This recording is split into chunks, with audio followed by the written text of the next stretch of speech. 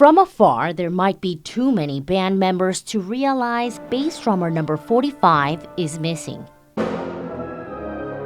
The University of Florida band will probably sound the same, but never feel the same. He was only in the line just one semester, but he made a huge impact on everybody in the band. Everybody knew him.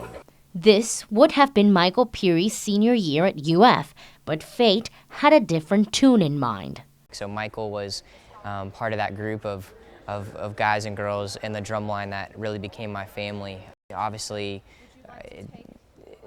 tragic that happened, and I wish I could take it back, in a heartbeat. The drum, the heartbeat of the Gator Band, is what Michael enjoyed playing most. His grandparents tell me music was one of his many hobbies. There was a side of Michael that we never really saw, his sort of daredevil side, his desire to do sort of the extreme sports kinds of things. You'll see it in water sports.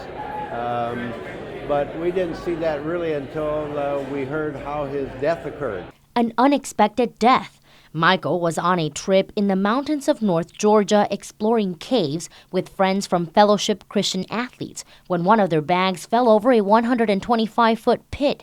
The president of FCA at the time, Grant Lockenbach, decided to scale down and grab the bag, but moments later it became clear Grant needed help. So in desperation of what to do to try to lend a hand to him, it was decided, Michael says, I'm going to go down and help Grant, or at least be with him and see what the problem is, or be with him until help arrived. Michael rappelled down one of the ropes and found Grant. He was able to communicate with the group back and forth, but after a while, he wouldn't tell them that Grant had already passed away because of the hypothermia and the water that was so cold.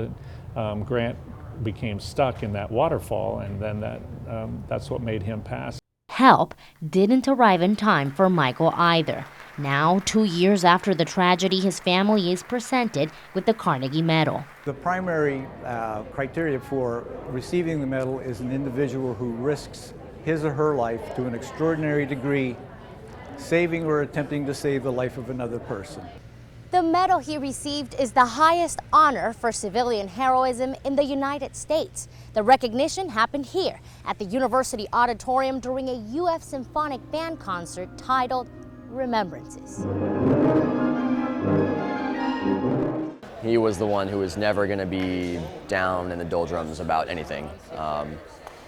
He was the one that cheered us all up on a consistent basis. The last song, Angels in the Architecture, was dedicated to him. In the Bible it says, no greater love does someone have that they lay down their life for their friend. And I think that's really a testimony to Michael, that that's what he wanted to do. A friendship that made its way to heaven, drums and all. Stephanie Bechara, WUFT News.